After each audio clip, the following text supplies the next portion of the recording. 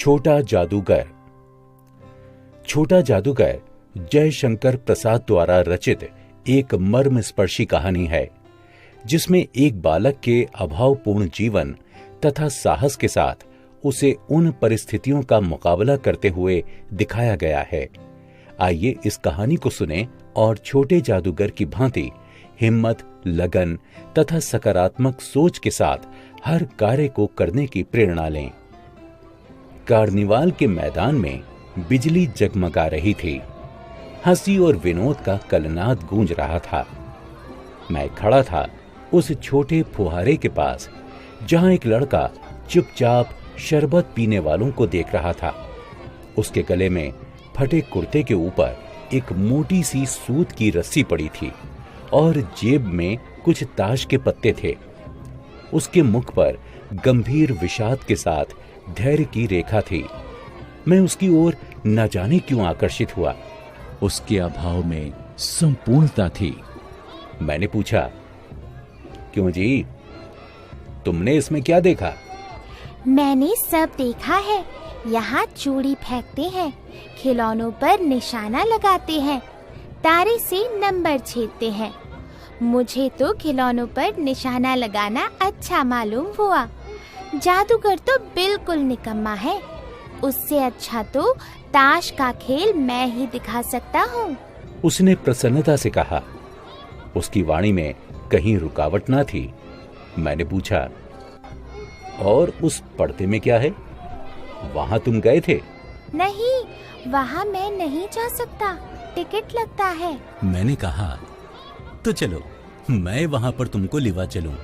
मैंने मन ही मन कहा, भाई आज के तुम ही मित्र रहे। उसने कहा, वहाँ जाकर क्या कीजिएगा? चलिए निशाना लगाया जाए। मैंने उससे सहमत होकर कहा, तो फिर चलो पहले शरबत पी लिया जाए। उसने स्वीकार सूचक सिर हिला दिया। मनुष्यों की भीड़ से जाड़े की संध्या भी वहां गर्म हो रही थी। हम दोनों शरबत पीकर निशाना लगाने लगे। राह में ही उससे पूछा, तुम्हारे और कौन हैं? माँ और बाबूजी। उन्होंने तुमको यहाँ आने के लिए मना नहीं किया? बाबूजी जेल में है। क्यों? देश के लिए। वह गर्व से बोला। और तुम्हारी माँ? वह बीमार है। और तुम तमाशा देख रहे हो? उसके मुंह पर तिरस्कार की हंसी फूट पड़ी। उसने कहा, तमाशा देखने नहीं, दिखाने निकला हूँ। कुछ पैसे ले जाऊंगा तो माँ को पथ्य दूंगा। मुझे शरबत ना पिलाकर आपने मेरा एक खेल देखकर मुझे कुछ पैसे दिए होते तो मुझे अधिक प्रसन्नता होती। मैं आश्चर्य से उस 13-14 वर्ष के लड़के को देखने लगा। हाँ, मैं सच कहता हूँ बाबूजी, माँ बीमार है, इसलिए मैं नहीं गया। कहाँ? जेल में। जब कुछ लोग खेल तमाशा देखते ही हैं, तो मैं क्यों ना खेल तमाशा दिखाकर माँ की दवा करूं और अपना पेट भरूं। मैंने दीर्घ निश्वास लिया। चारों ओर बिजली के लट्टू नाच रहे थे। मन व्यग्र हो उठा। मैंने उससे कहा, अच्छा चलो निशाना लगाया जाए। हम दोनों उस जगह पर पहुंचे जहां खिलौने को गेंद से गिराया जाता था। मैंने 12 टिकट खरीदकर उस लड़के को दिए। वो निकला पक्का निशानेबाज। उसकी कोई गेंद खाली नहीं गई। देखने वाले दंग रह गए। उसने 12 खिलौनों को बटोर लिया, लेकिन उठाता कैसे? कुछ मेरे रुमाल में बांधे, कुछ जेब में रख लिए।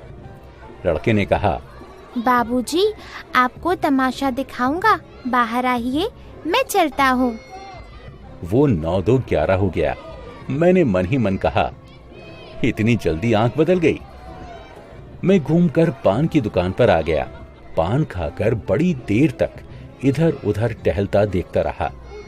झूले के पास लोगों का ऊपर आना जाना देखने लगा। अकस्मात किसी ने ऊपर के हिंडोले से पुकारा, बाबूजी। मैंने पूछा, कौन? मैं हूँ छोटा जादूगर।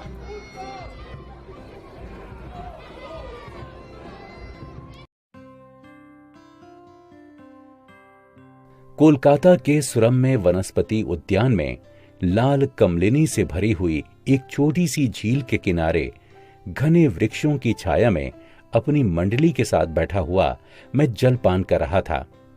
बातें हो रही थीं। इतने में वही छोटा जादूगर दिखाई पड़ा। हाथ में झोला, साफ जांघिया और आधी बाहों का कुर्ता, सिर पर मैला रुमाल सूत की रस्सी से बंधा था। मस्तानी चाल से झूमता हुआ कहने लगा, बाबूजी नमस्ते, आज कहिए तो खेल दिखाऊं? नहीं जी, अभी हम लोग जलपान कर रहे हैं।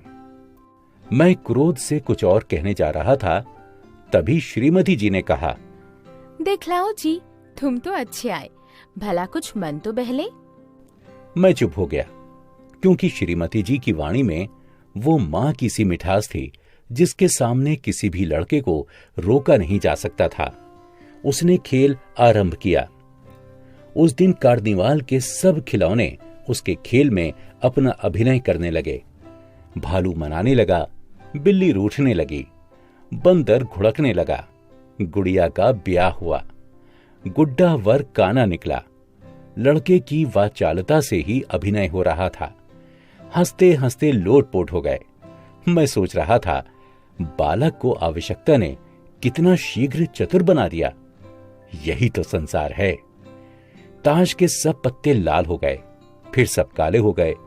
गले की सूत की डोरी टुकड़े टुकड़े होकर जुड़ गई। लट्टू अपने आप नाच रहे थे। मैंने कहा, अब हो चुका, अपना खेल बटोर लो, हम लोग भी अब जाएंगे। श्रीमती जी ने धीरे से उसे 1 रुपया दे दिया। वो उछल पड़ा। मैंने कहा, लड़के, छोटा जादूगर कहिए, यह मेरा नाम है, इसी से मेरी जीविका है। मैं कुछ बोलता इससे पहले श्रीमती जी ने कहा, अच्छा, तुम इस 1 रुपए से क्या करोगे? पहले पेट भरकर पकौड़ी खाऊंगा, फिर एक सूती कंबल लूंगा। मेरा क्रोध लौट आया। मैं अपने पर बहुत क्रुद्ध होकर सोचने लगा, अरे कितना स्वार्थी हूं मैं। उसके 1 रुपया पाने पर मैं ईर्ष्या करने लगा था ना।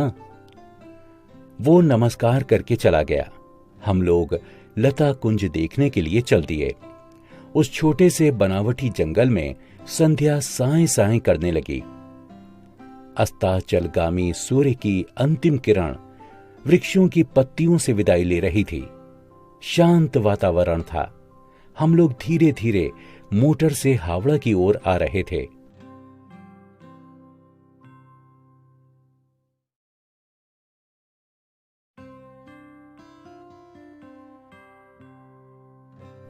रह रहकर छोटा जादूगर स्मरण हो आता था।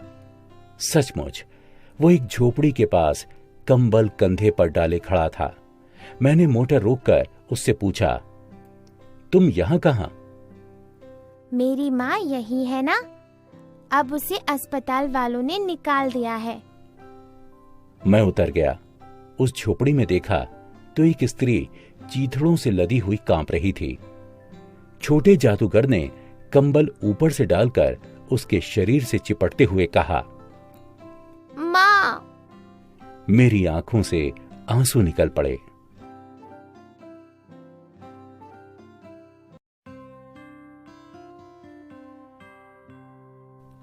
बड़े दिन की छुट्टी बीत चली थी। मुझे अपने कार्यालय में समय से पहुंचना था। कोलकाता से मन ऊब गया था। फिर भी चलते चलते एक बार उस उद्यान को देखने की इच्छा हुई। साथ ही साथ जादूगर भी दिखाई पड़ जाता तो और भी। मैं उस दिन अकेले ही चल पड़ा।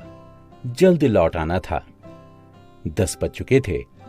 मैंने देखा कि निर्मल धूप में सड़क के किनारे एक कपड़े पर छोटा जादूगर का रंगमंच सजा था। मैं मोटर रोककर उतर पड़ा। वहां बिल्ली रूठी थी, भालू मनाने लगा था, ब्याह की तैयारी थी। पर ये सब होते हुए भी जादूगर की वाणी में प्रसन्नता नहीं थी। जब वो औरों को हंसाने की चेष्टा कर रहा था, तब जैसे स्वयं कांप जाता था, मानो उसके रोए रो रहे थे। मैं आश्चर्य से देख रहा था। खेल हो जाने पर पैसे बटोरकर उसने भीड़ में मुझे देखा। वो जैसे क्षण भर के लिए स्फूर्तिमान हो गया। मैंने उसकी पीठ थपथपाते हुए पूछा, आज तुम्हारा खेल जमा क्यों नहीं? माँ ने कहा है कि आज तुरंत चले आना, मेरी घड़ी समीप है। अविचल भाव से कहा।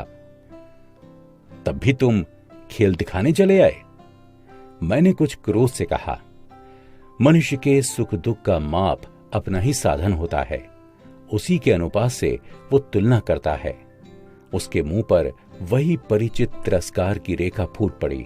उसने कहा, क्यों ना आता? और कुछ अधिक कहने में जैसे वो अपमान का अनुभव कर रहा था। क्षण भर में मुझे अपनी भूल मालूम हो गई।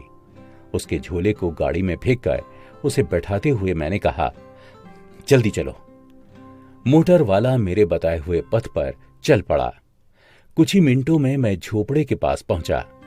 जादूगर दौड़कर झोपड़े में मां मां पुकारता घुसा। मैं पीछे था, किंतु स्त्री के मुंह से बे निकल कर रह गया। उसके दुर्बल हाथ उठकर गिर गए। जादूगर उससे लिपटा रो रहा था। मैं स्तब्ध था। उस उज्जवल धूप में सब कुछ जैसे जादू सा मेरे चारों ओर नृत्य करने लगा।